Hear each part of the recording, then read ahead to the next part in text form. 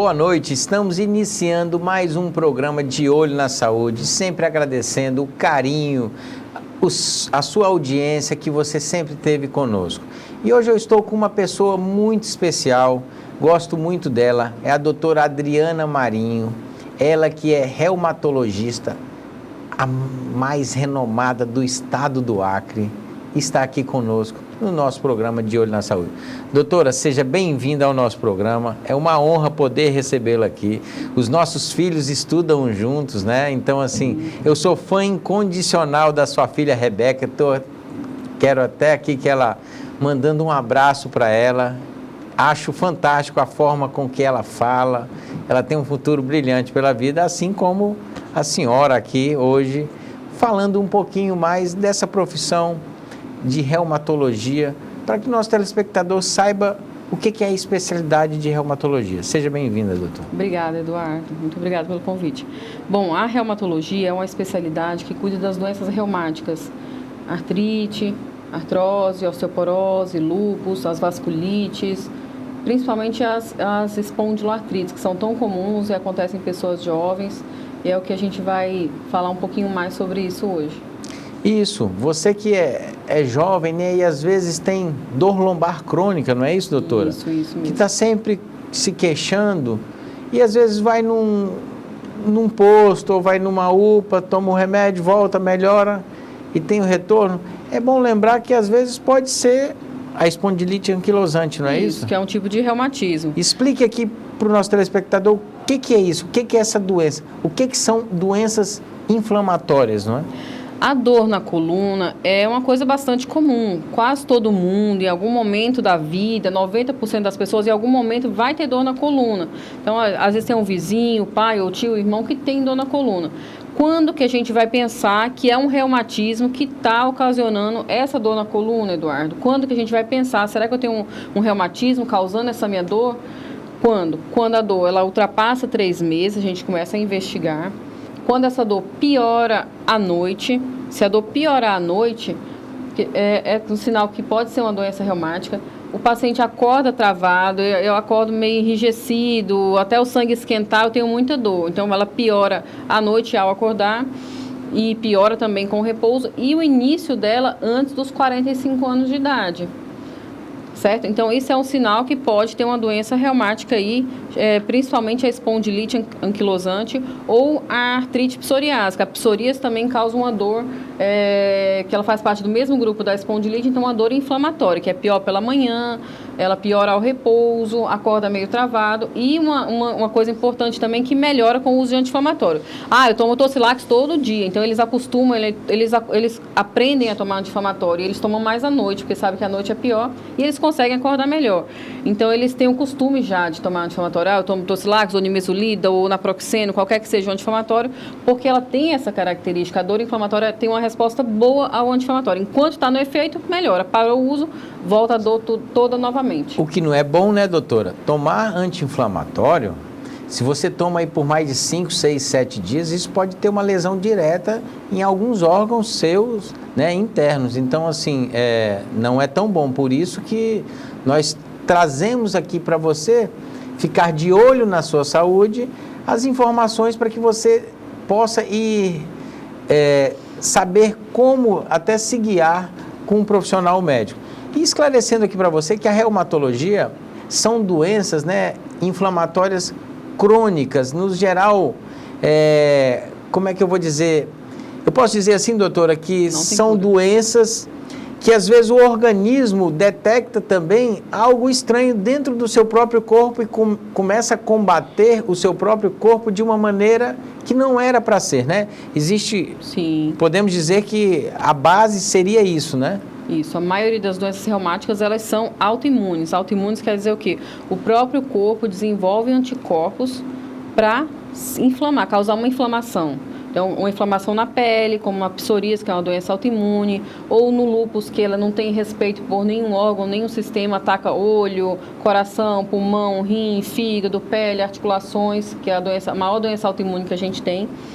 Então, a artrite reumatoide que tem essa preferência pelas articulações, né, também é uma doença autoimune. Então, a maioria das doenças reumatológicas, elas têm essa característica autoimune, né? Exceto a artrose, que é uma doença degenerativa, e a osteoporose, que é uma doença que enfraquece o osso. Perfeito. Estamos chegando no nosso final do primeiro bloco e estaremos de volta aqui com a doutora no nosso segundo bloco, falando. Eu tenho certeza que você já algum dia já fez. Nossa, você está com artrite, está com dor nos ossos? Espere aqui que a doutora vai falar no nosso segundo bloco as maiores causas e o maior procura da especialidade dela. Até breve.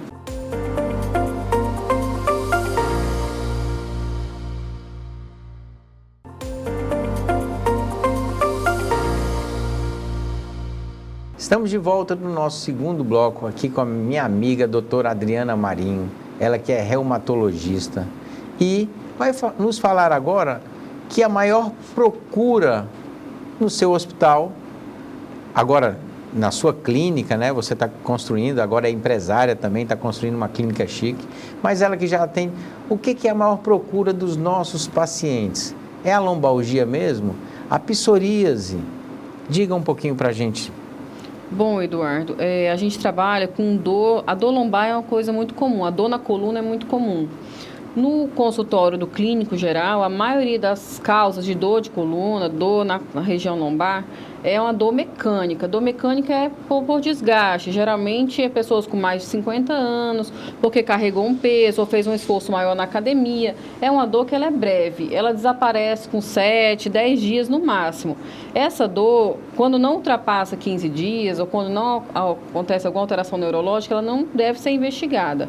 Quando que a gente deve investigar uma dor lombar? Quando essa dor se inicia antes dos 45, quando ela piora no período noturno e é acompanhada de rigidez. Também pode ter outras coisas que acompanham essa dor. O uveíte, que é a inflamação do olho, também pode estar associada a essa dor na coluna. Inflamação do pé, que a gente chama de fasciite plantar, o paciente acorda de manhã com dificuldade de levantar, dói muito o calcanhar, pode ser uma fasciite, né, também é uma inflamação que está relacionada à mesma inflamação da coluna. Porque às vezes o paciente ele não acha que tem alguma relação. O que tem a ver a dor da coluna com a dor no calcanhar, ou a dor na coluna com a inflamação do olho, ou a dor na coluna com a inflamação de psoríase da pele, e são coisas que elas fazem parte da mesma doença, do mesmo grupo de doenças. Isso seria minha próxima pergunta, doutora. Como é que eu suspeito de uma psoríase? Minha irmã teve uma crise isolada e lá teve um diagnóstico de psoríase. Ela tomou sol e aonde o sol pegou, ela criou, tipo, a pele começa a descascar, a desfazer, assim, no corpo inteiro. E aí foi dado um diagnóstico de psoríase. Nós investigamos e não teve mais a crise recorrente. Como é que eu diagnostico a psoríase? O que é a psoríase para que o nosso público saiba? A psoríase, Eduardo, é uma doença de pele, é uma doença autoimune crônica. Então, ela não dá assim, um episódio isolado, breve, ela costuma ser crônica e acontece mais em regiões extensoras, ou seja, no cotovelo, no joelho, mas ela pode pegar no corpo todo. Como a gente tem uma paciente internada nesse momento com psoríase eritrodérmica no corpo todo.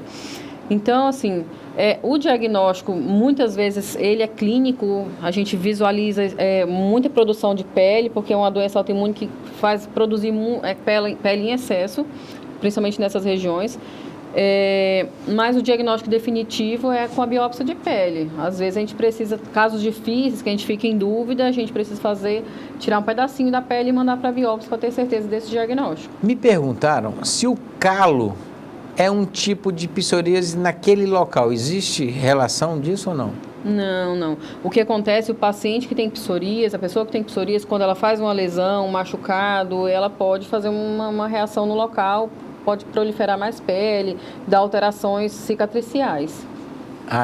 Mas o calo não. Não, né? O que acontece na psoríase, ela forma muito esporão de calcânio, osteófito na bacia, que é tipo formações ósseas mesmo, no calcanhar, dá o esporão, né, que eles chamam, que na verdade a gente chama de osteófito, mas no termo popular chama esporão. Então, a psoríase causa muito isso, formações ósseas. Doutora, e eu estou tendo uma informação importante, porque eu tenho facete plantar e eu já quero minha consulta para amanhã, porque eu nunca fui no reumatologista.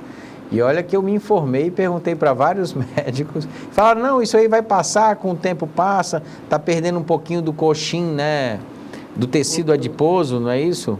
A faceite.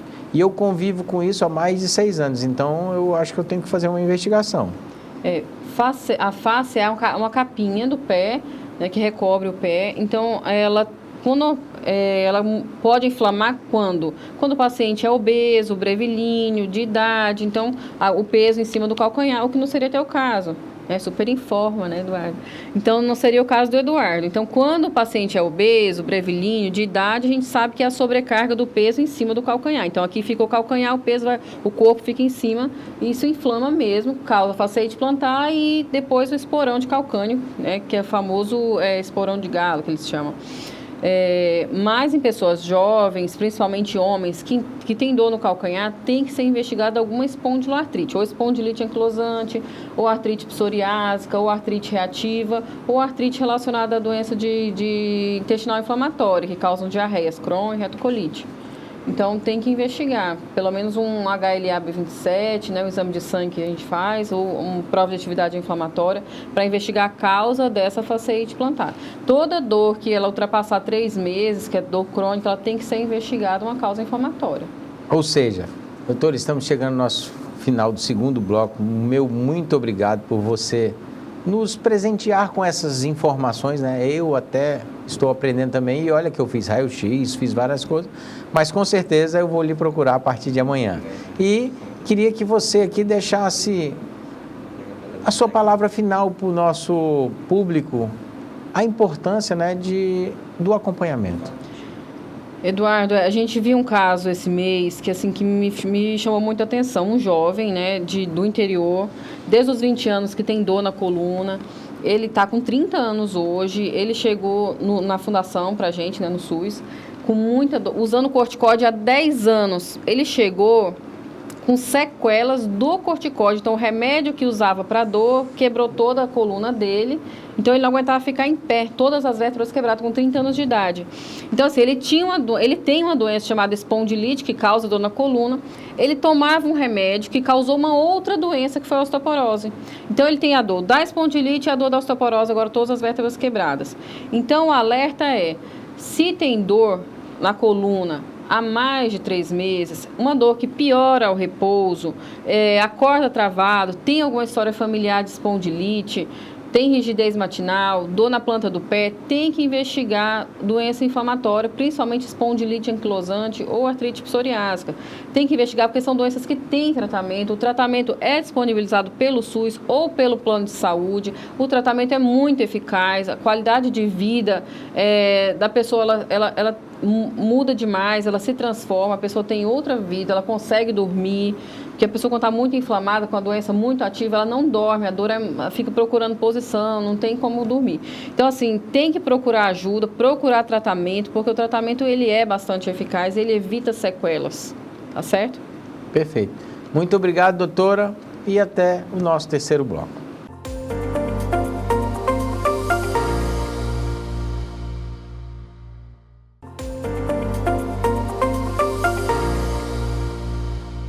Estamos de volta no nosso terceiro e último bloco com um assunto bem interessante, você que está de olho na saúde. Aqui, o sonho de ser médico. E eu convidei hoje o Dr. Betinho, ele que é diretor da Santa Casa, do qual recebem os médicos estrangeiros, aqueles médicos que optaram por fazer medicina em outro país. E aqui o representante deles, junto à Santa Casa, o Dr. Tadeu. Doutor Betinho e doutor Tadeu, sejam bem-vindos ao nosso programa De Olho na Saúde, que hoje nós vamos falar de sonho. Né? Você, doutor Tadeu, foi para Cochabamba, não é? Isso. Fazer medicina para realizar um sonho de ser médico. Talvez, aqui você vai falar o porquê, talvez condição financeira, uma maior facilidade no acesso. Nos conte aqui e nos diga se realmente vai valer a pena esse grande sonho que eu sei que milhares de pessoas que nos assistem têm essa mesma vontade de ser médico. Sejam bem-vindos. Bom dia, doutor Eduardo. Bom dia aos presentes. Obrigado pelo convite aí no programa De Olho na Saúde. É a primeira vez que estamos sendo convidados, nós estamos muito felizes. Agradecer também pelo apoio que o senhor tem dado também aos próprios internos, né, com a questão da oftalmologia, as cirurgias que são feitas na Santa Casa.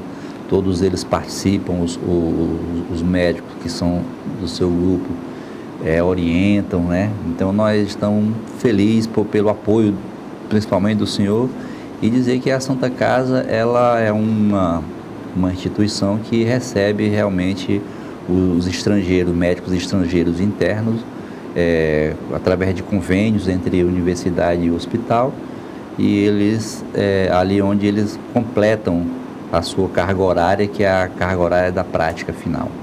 Que no caso é o internato rural. Que no caso no caso internato rural não, internato mesmo. O internato, né? Rotatório nas quatro modalidades de especialidade, né? Na ginecologia, obstetrícia, pediatria, medicina interna e cirurgia geral, né? Perfeito. Dr. Betinho, que já foi prefeito de Assis Brasil, tem a honra hoje de ser diretor da Santa Casa e receber os futuros médicos, né? Aqui representado pelo Dr. Tadeu. Seja bem-vindo, Dr. Tadeu. Obrigado. Nos conte o que lhe fez sair, você é do Amapá, não é isso? Amapá. E ir para Cochabamba fazer medicina, realizar esse sonho. Diga aqui para os nossos telespectadores, você está satisfeito? Vale a pena? Então... Olha, é uma carreira muito difícil, né? Como vocês sabem, a gente tem muito tempo de estudo, né? São anos, né? Mas vale a pena, né? Eu, em Cochabamba, conheci um amigo que me facilitou, né? Me indicou todas as informações necessárias, porque no Brasil é muito difícil, porque ou você estuda por uma universidade pública, que é muito concorrido, ou você tenta uma universidade particular, que é muito caro, né?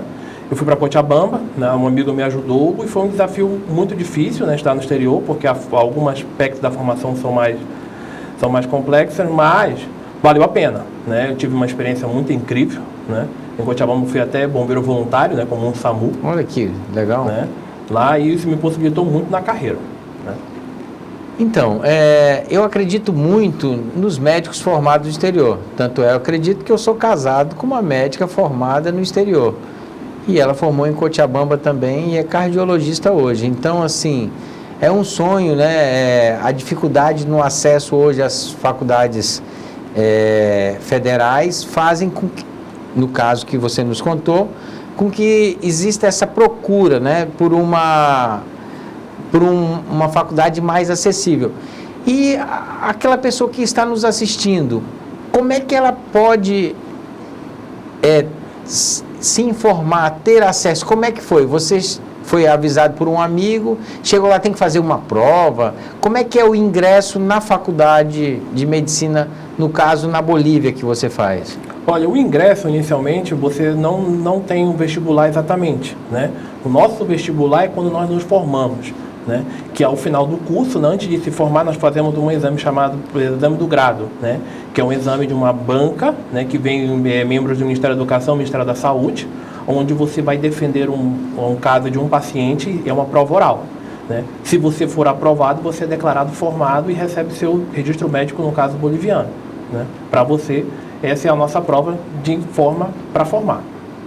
E existe um trâmite também. Eu hoje, como parlamentar, até defendo assim, e eu sei que tem vários outros políticos que defendem, mas eu sou muito a favor do Revalidas ter uma data fixa, né? Parece até que foi aprovado agora, sendo 2 provas anuais.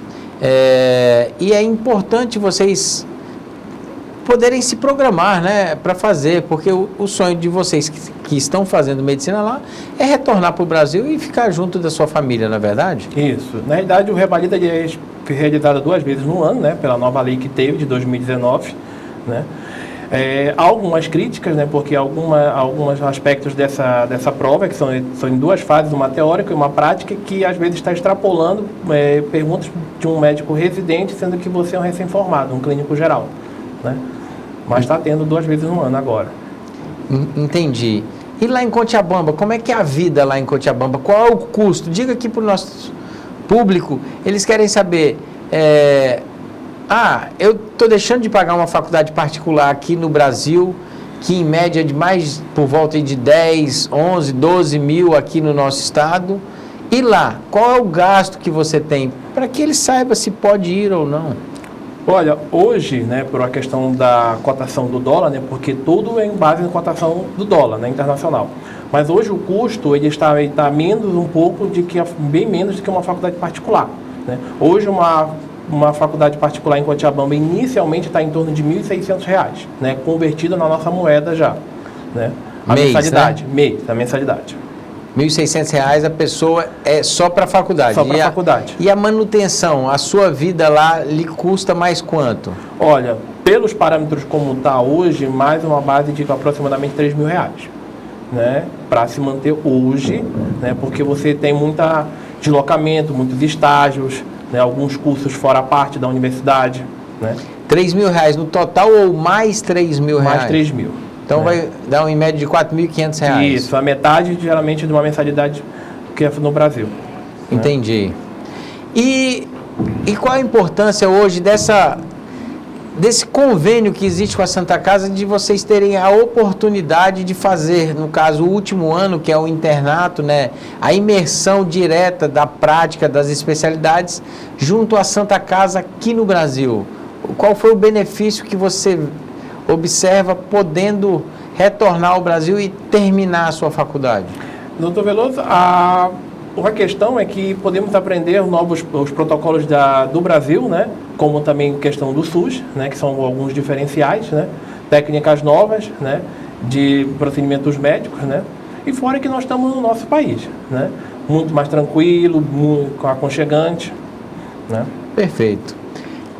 Olha, o tempo passa rápido, estamos chegando ao nosso final do programa. Eu agradeço aqui ao Dr. Betinho, ao Dr. Tadeu. Queria que vocês fizessem a fala final de vocês, falando aqui para os nossos seguidores, né? A importância de sonho não tem preço, então vale a pena, não é isso, Betinho? Como o Dr. Tadeu falou, e a sua pergunta foi muito clássica, de a Santa Casa receber os estudantes internos, médicos já, do último ano no Brasil, para fazer a prática, ver coisas novas, né? Eles vêm para uma outra região, lá é uma outra região, lá as enfermidades, por exemplo, lá da infectologia são outras, né? Então aqui eles vão ver as enfermidades no Brasil, né? Tem muita coisa que diferencia. Mas não é só a Santa Casa que recebe, bom que saiba, o Brasil todo, em muitos lugares recebe. Tem esse convênio, Tem, né? Esse convênio. Porto Velho faz, de Paraná, em várias cidades, lá no Pará, no Paraná, entendeu? Então, assim, outros lugares abrem as portas também para eles, né? E no Acre tem a Santa Casa, né? Com apoio de muitos, inclusive sua, graças a Deus, muito obrigado. E agradecer e dizer para todos que assistam o De Olho na Saúde. Isso. Muito obrigado. Tadeu? Muito obrigado pela oportunidade, tá? Estudar medicina é um sonho para muitos, né? Mas com muita força e dedicação todos vamos chegar lá, né? E que todos assistam De Olho na Saúde. Perfeito. E a você que nos assistiu, estamos terminando aqui o nosso programa, agradecendo sempre esse carinho, a sua audiência. Nos deixe, nos siga, né, nas nossas redes sociais, no De Olho na Saúde. E finalizo aqui lembrando sempre desse espaço aconchegante da Thalita, que é lá da Home. Se você quer mudar o seu escritório, a sua casa, lá tem os melhores móveis e as melhores decorações que vão fazer o seu lugar mais aconchegante. Uma boa noite a todos, que fiquem com Deus e até a próxima quinta-feira.